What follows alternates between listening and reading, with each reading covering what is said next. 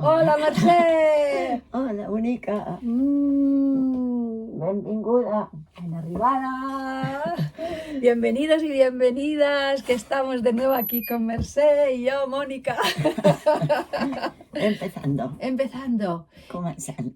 Sí, y además, hoy no tenemos sol, pero tenemos ventana igual abierta y traemos un montón de inspiración, de cuentos, de semillas, porque estamos en el mes de mayo.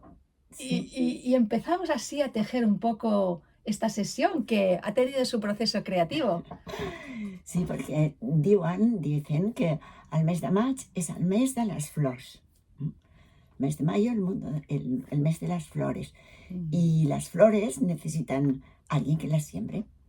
Puede ser el aire, los pájaros, como habéis descubierto en el cuento que contamos de la señorita Emilia, que trasladó las simientes del lugar y ya no había hecho nada para que pasara esto, pero también necesitan de personas que siembren estas simientes. Y entonces vamos a hablar un poquito de todo esto y de qué simientes se siembran en los libros, lógicamente, porque las sembramos cuando somos conscientes de las que tenemos dentro, porque alguien nos las ha sembrado.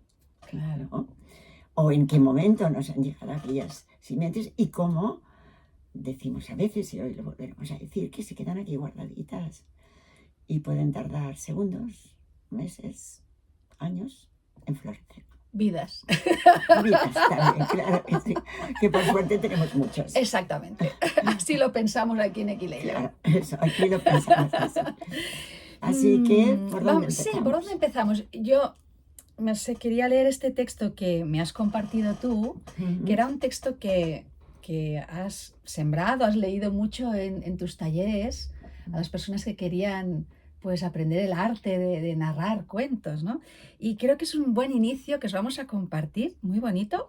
Es un texto de Paulo Coelho que dice así: sembrar semillas de las que se esconden dentro de los cuentos, dentro de los libros, y necesitan de nosotros para encontrar tierra fértil donde hacerlas crecer sus raíces y florecer. Dice, este es un texto anónimo de la tradición que dice que cada persona durante su existencia puede adoptar diferentes actitudes, construir o plantar. Dice, los constructores llevan años pues para realizar esta tarea, pero un día acaban, es que lo estoy traduciendo del catalán al castellano, acaban lo que estaban haciendo y entonces se paran y quedan limitados por sus propias paredes. La vida pierde el sentido cuando se acaba la construcción. Pero también hay los que plantan y estos a veces sufren tempestades, estaciones y raramente descansan. Pero contrariamente a los edificios, los jardines no paran de crecer. Y entonces, bueno, y en ese momento exigen la atención del jardinero y también permiten que para él la vida sea una gran aventura, porque claro, quien ha tenido un jardín, un huerto o lo que sea, es una aventura. Nunca sabes en realidad qué va a pasar, porque es la vida misma creciendo. Que se despliega, sí. Exacto, manifestándose. Entonces, los jardineros se reconocen entre ellos porque saben que a la historia de cada planta se encuentra el crecimiento de la tierra. Entonces es un texto súper bonito de Paulo Coelho, Brida. Y Mercè, ¿por qué? ¿Por qué compartías este cuento, esta metáfora, ¿no? De los que plantan semillas y se encuentran con todas estas aventuras. Tú que has plantado tantos cuentos en tantas personas. Bueno, jo crec que, no sé si continua en català una mica. Venga, va? lo que tú quieras. I jo crec que quan una persona s'apunta a un taller o a un curs d'explicar contes o de descobrir què són els contes, seria la primera missió. ¿Qué es realment un conte? ¿D'on venen els contes? ¿De dónde vienen los cuentos? ¿Qué es un cuento realmente?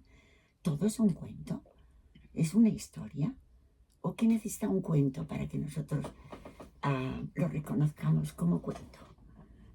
qué calidades o cualidades tiene que tener este cuento para que realmente tenga semillas. No todos los libros ni todos los cuentos tienen semillas, ¿no? Entonces esto es un proceso de escoger y al final darte cuenta, acabas teniendo, como decía Chillida, y ese sí que os lo leeré, Olfato, ¿no? Olfato. el aroma. Y eso nos relaciona con las flores también, ¿no? Porque lo que nos ofrecen las flores, además de su belleza, muchas de ellas es su aroma. Y el placer de pasearse por un naranjo en flor, o como en mi jardín han explotado las rosas de Pitimini, que son fantásticas y con la que hoy nos hemos hecho té. Sí, estaba pensando qué té más rico de rosa, ¿eh? Os lo recomendamos. Esto hablaremos otro día del ritual del té, que lo tenemos preparado también. Y entonces me lleva esto a un gran escultor, un gran artista, porque ha hecho de todo, que es Eduardo Chillida. Eduardo Chillida tiene un libro de poemas del que yo extraje este poema, que también los leo en los talleres, para que entendamos qué es este aroma, qué es lo que yo le pido a un cuento para ser, para descubrir si tiene semillas o no. Y con el tiempo el olfato se desarrolla mucho y se va afinando cada vez más. Y llegas a poder coger un libro y a veces a la tercera página le dices, no hay cuento. No hay cuento, y lo dejas. Se requiere, como nos explicarás tú, paciencia, y elaborar, ir encontrando estos matices, estos recuerdos que te despiertan el aroma, ¿no? Y este poema le llama Aroma. Dice, yo no entiendo casi nada, pero el espacio es hermoso, silencioso, perfecto.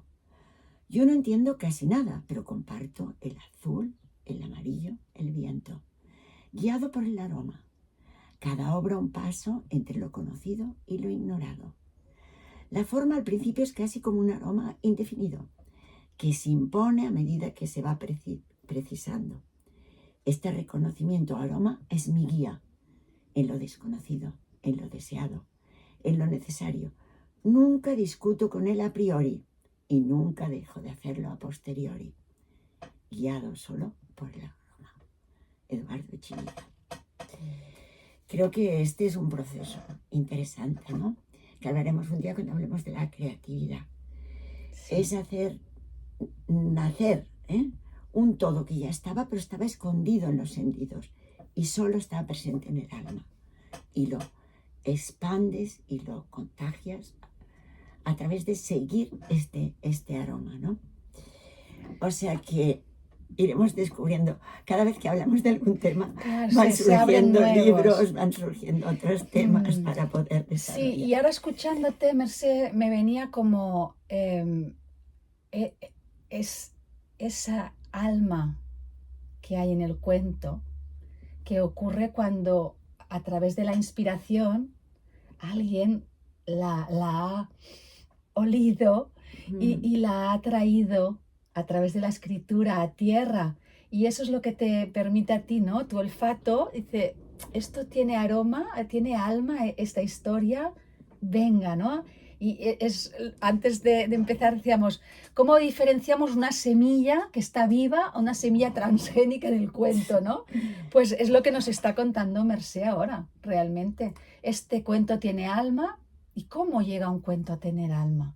Cuando nace de esta inspiración que nos cuenta Chillida, nos compartes tú, realmente. Creo que es muy interesante, porque fijaros, he encontrado un Joseph Campbell, todos esos que queréis entrar en el mundo de los cuentos, tenéis que tener en vuestra bibliografía.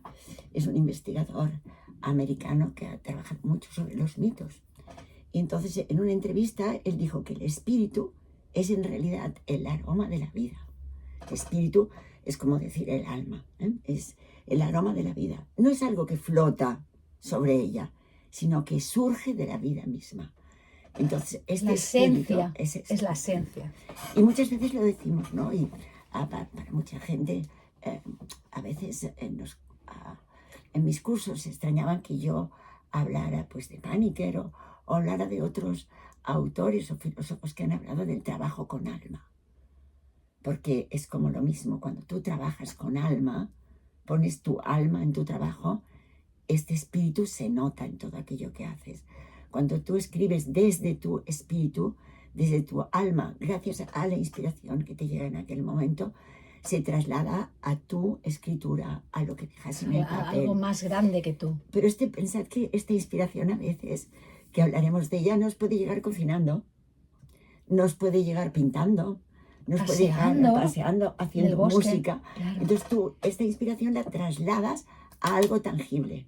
Esta inspiración que te llega y no tiene cuerpo, es inmaterial totalmente, te llega a ti en un momento dado y la trasladas a través de a cerámica, a través de pintura, a través de música, a través de cuentos. Y a través de tu misma palabra. Claro. O a través, a veces, de la cocina, o de tu actitud, de tu manera de cuidar con alma de los otros, de los demás, ¿no? Entonces, esta inspiración tú la ofreces, la conviertes en algo tangible, en algo que se ve, se huele, se nota, se lee, se escucha, se guarda como un objeto. Eso es un poco, yo creo, el trazado que podría hacer yo dentro de mí. No sé, no sabiduría, sino experiencia de vida. Una experiencia de vida podría llegar a este caminito, ¿no? Después de reflexionar mucho sobre esto, ¿no? Y enlazando también con esto que estamos hablando ahora, porque ahora es como Mercé nos cuenta como desde la persona que elige ese cuento que va a sembrar. Y ahora yo voy a darle la vuelta, escuchándote se me ha ocurrido, y cómo yo, que soy la receptora, la tierra de esa semilla que has elegido para mí o para todos los que estamos aquí, siento si tiene alma o no. Eso. Para mí como receptora que yo te he escuchado contar cuentos, claro, bueno, ella es apuesta segura porque los ha elegido Mercé, que ya tiene el olfato muy afinado. Pero además yo lo puedo confirmar porque esa historia, esas palabras que llegan a través de su voz que está contando, activan algo en mi interior. Porque algo que no tiene nada me deja neutro. Pero cuando mueve mis emociones, igual incluso se liberan, mueve mis aguas, se me ocurre algo, o sea, yo también me inspiro al recibir esa inspiración. Hay una reacción de mi alma también, que está escuchando esa historia, que a lo mejor puede ser algo muy inocente, pero está tocando dentro de mí. Y además voy a ir más allá. A veces eso, que en ese mismo momento igual ya me ha dado una luz, me ha emocionado, me ha recordado a alguien o una experiencia de vida importante para mí, se queda ahí. Y a lo mejor han pasado, como dice ya, años y de repente regreso a ese cuento, a ese momento y me da una cosa nueva. Y eso solo puede ser cuando está vivo. Yo siento. Cuando hay vida de verdad, hay esencia.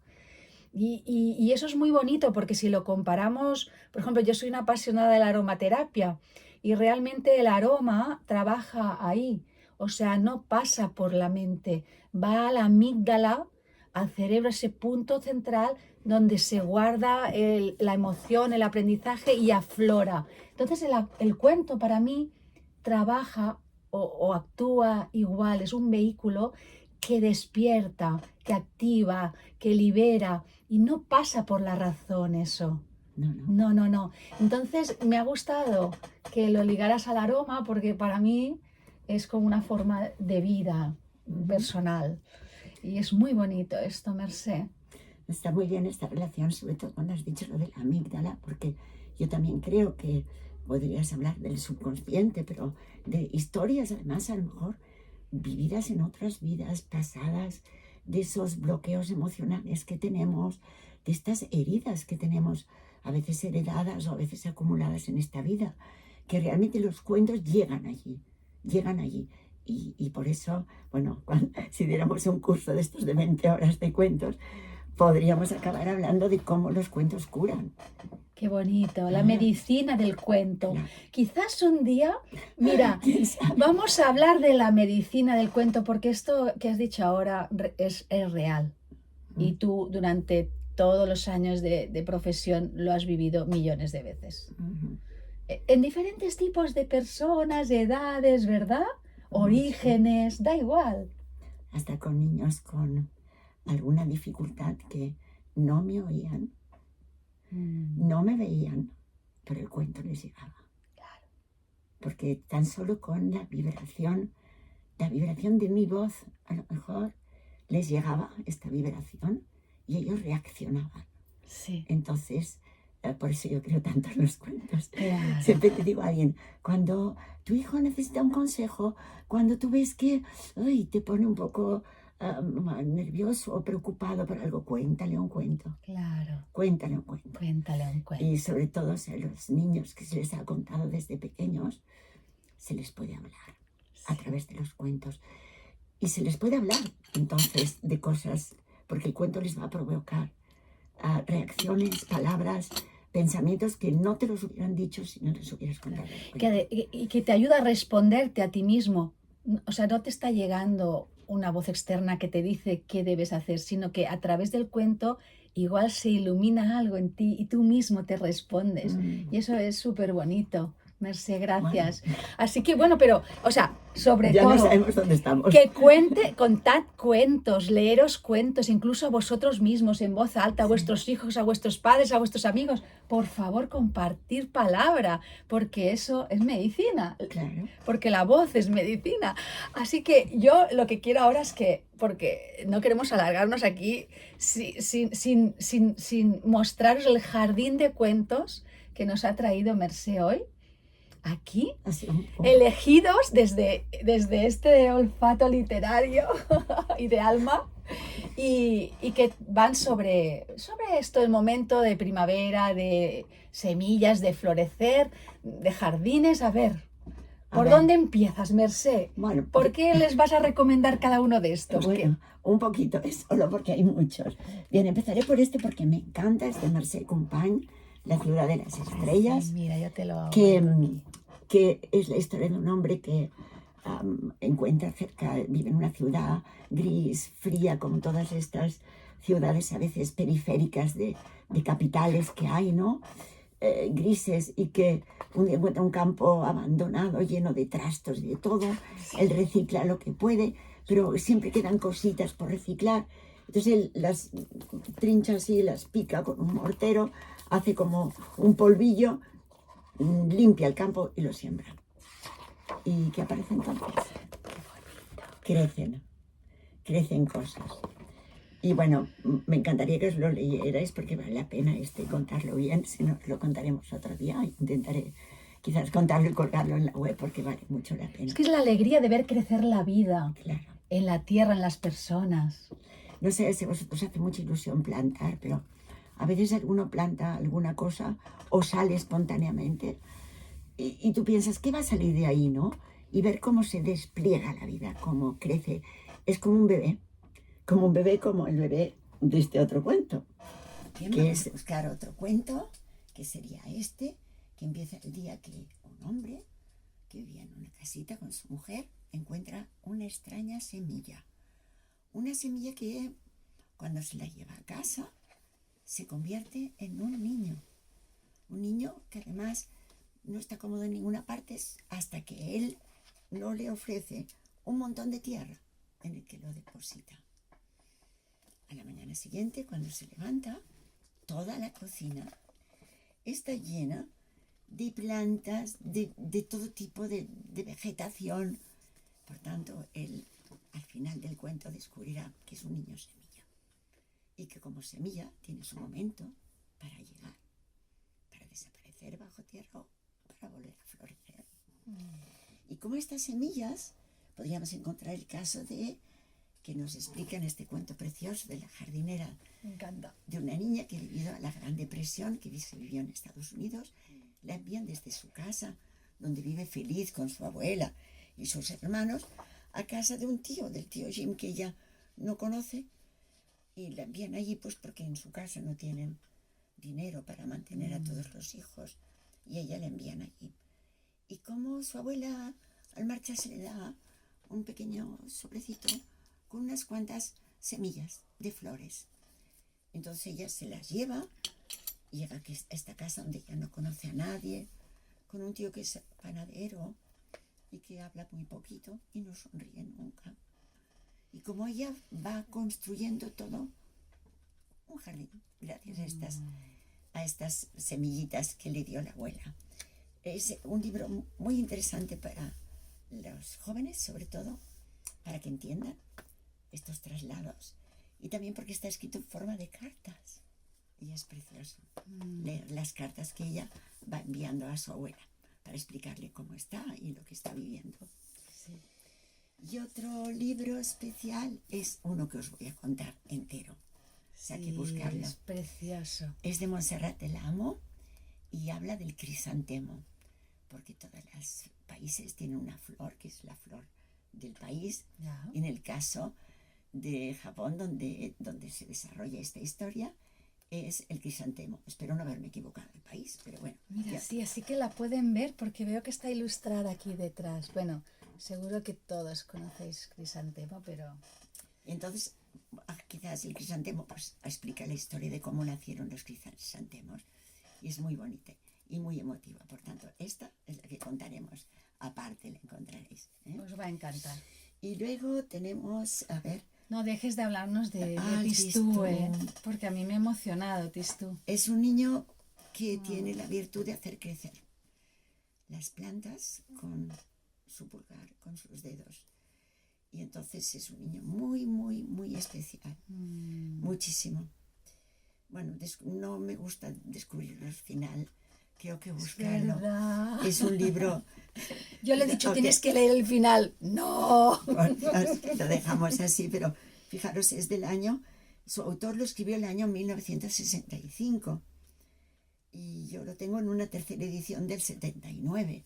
O sea que es un libro antiguo, pero los que podáis tener la oportunidad de encontrarlo en una biblioteca, en alguna librería de segunda mano, no dejéis de buscarlo, porque os emocionará muchísimo. Sí, yo cuando me has explicado un poquito sentía mucho la inocencia, la ternura, la magia también.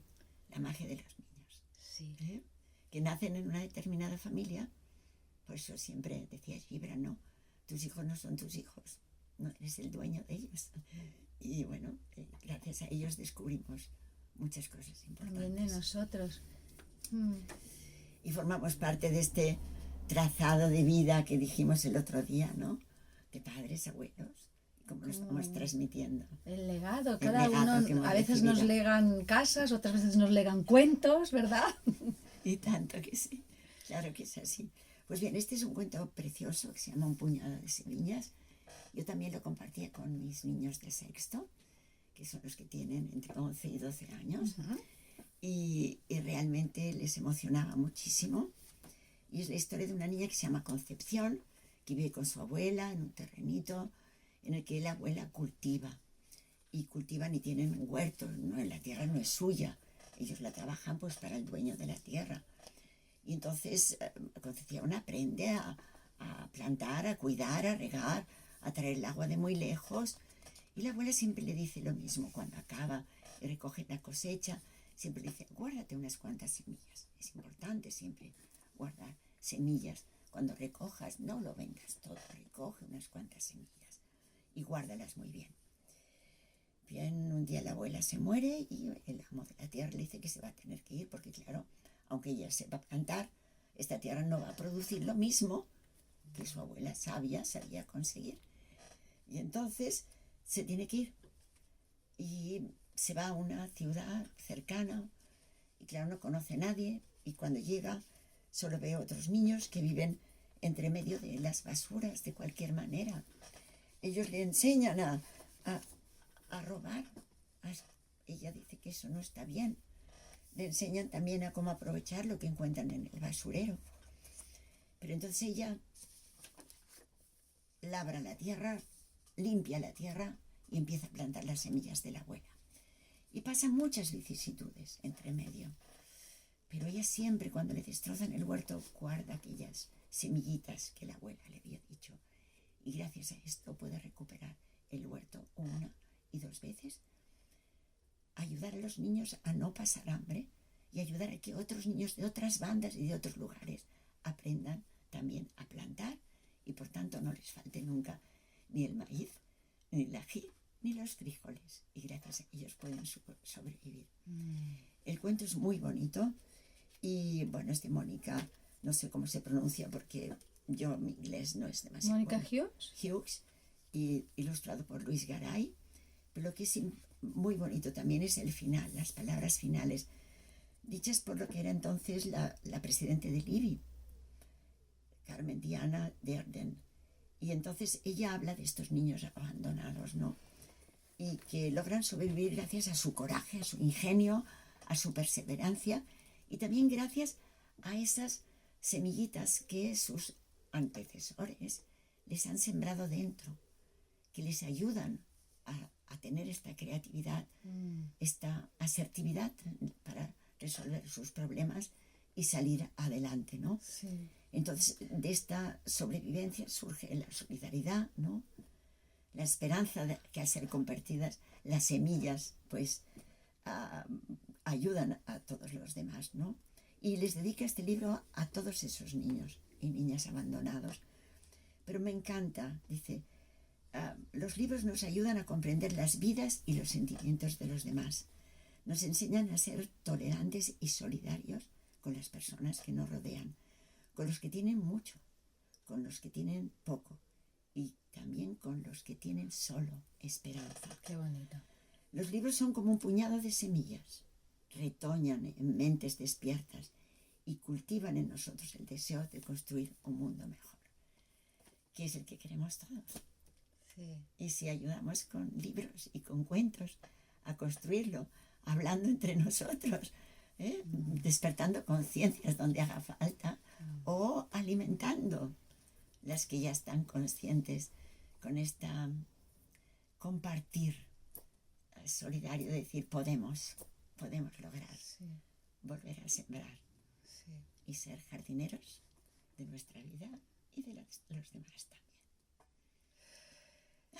Hoy ha sido una sesión realmente espectacular porque se ha ido tejiendo mucho también al momento, ¿eh? Muy al momento, y yo creo que hemos ido más hondo de lo que yo me pensaba. Sí. O sea que espero que nos den vértigo a veces esos pozos en los que de repente nos hemos sumergido hoy. Sí, pero realmente lo bonito es que al final acaba surgiendo algo auténtico, algo del momento presente, fruto de un trabajo previo que ha hecho que Mercè reuniera este jardín hoy aquí y que una cosa nos vaya trayendo a otra, pero que no es un hablar por hablar, sino que tiene ahí mucho sustrato fértil. Sí, sustrato, como en la tierra que dice. Yo sí que traigo una semilla que, venga, va a ser la última de hoy, que me gusta mucho acabar así también porque el cuento se llama Una luz diminuta surgió de la nada y no os voy a contar, es un hombre que vive en un jardín y que le gusta mucho cuidar ese espacio porque es su vida, pero de repente aparece ahí una planta misteriosa, desconocida, y él quiere ver florecer, quiere ver el resultado y hace millones de cosas, como nos pasa a veces a nosotros, ¿no? Que queremos forzar que la vida corra más deprisa, pero la vida tiene su tiempo, su momento, su ritmo, su ciclo, y al final, cuando se cansa de hacer un buen día, ocurre, pues eso, esa luz diminuta que surgió de la nada se abre. Y queríamos también, pues, hacer esta reflexión de darnos nuestro tiempo y también de disfrutar y permitir el tiempo de la vida, ¿no? La vida va sola. Nosotros pensamos que la controlamos, pero va sola. Y bueno, y este cuento nos trae este mensaje. Así que, bueno, nos queda despedirnos. Bueno, yo creo que poco a poco nos hemos ido despidiendo ya. Nos cuesta decir adiós. Sí. Pero bien, no es un adiós, es una arrivederci, sabiendo que volveremos a estar Au juntos revoir también. y que nos encantaría que si alguna de las cosas que hemos, estas pequeñas ideas o semillitas que vamos dejando, os abren a vosotros la inspiración de lo que os gustaría que habláramos sobre la necesidad de quiero un poco más hondo de alguna de las cosas que hemos insinuado o que hemos perfilado, que sobre todo recordad que en el YouTube hay un lugar para dejar comentarios, que si no en la web hay un mail de contacto para que nos os hagáis llegar y que nos encantaría escucharos y que igual que hay ciertas personas nutrirnos, que empiezan a decirnos, oye, me gustaría estar un día con vosotros en la casita y yo también participar. Pues igual que algunas personas. Habrán invitados. Habrán invitados. Desean que sean invitadas aquí, pues vosotros estáis invitados a participar desde la distancia. Claro. Porque lógicamente estamos en un lugar no al alcance de mucha gente. De todo el mundo. El verano traerá sorpresitas. Hablaremos de muchas otras cosas y haremos cosas diferentes, que para eso es el verano. Claro que sí. Pues eso. Gracias. Gracias. Y hasta Sobre pronto. todo, hasta pronto. Chao. Chao. Gracias. Chao.